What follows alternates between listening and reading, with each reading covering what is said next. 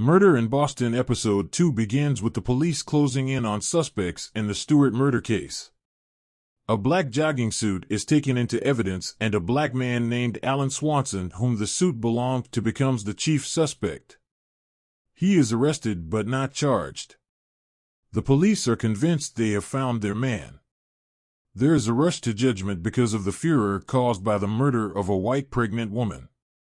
In custody, inmates spit in Swanson's food and generally treat him like he is guilty.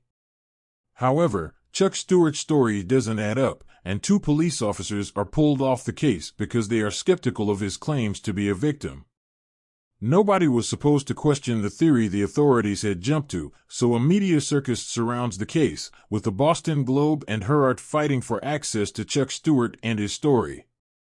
The police failed to find any evidence on Swanson, so they move on to a new suspect, and they arrest William Bennett, who had a long history of criminal activity and fit the bill better than Swanson. He had even previously been involved in the shooting of a police officer. We see an interview with his nephew, Joey Bennett, who confirms his uncle was a bad guy, but insists he wasn't responsible for the Stewart murder. A friend of Joey's, Derek Jackson, is then worn down by the police and tells them he heard William Bennett was involved in the murder. They hold Bennett on a video store robbery as a way for them to keep him incarcerated while they build the grand jury case against him.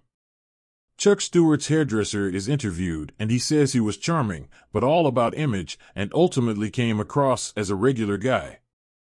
He shared nothing personal with him and also never wore a wedding ring, so the hairdresser was shocked when he saw on the news that he had been shot and his pregnant wife had been murdered. When Chuck was released from hospital, he wanted a haircut and to have his hair colored because he was going to face the press. The hairdresser says there was a weird vibe about him, and he responded coldly when the hairdresser offered his condolences. December 28, 1989, at Boston Police Headquarters, Chuck picks William Bennett out of a lineup, but there is a very high chance he would have seen his face previously on the news, which prejudices the case. The episode ends with audio of the police dispatcher trying to find Chuck and his wife after the shooting, but Chuck never actually asks for help and is deliberately evasive, and then claims to be blacking out and making excuses for why he hadn't died just like his wife by claiming he ducked down when she was shot.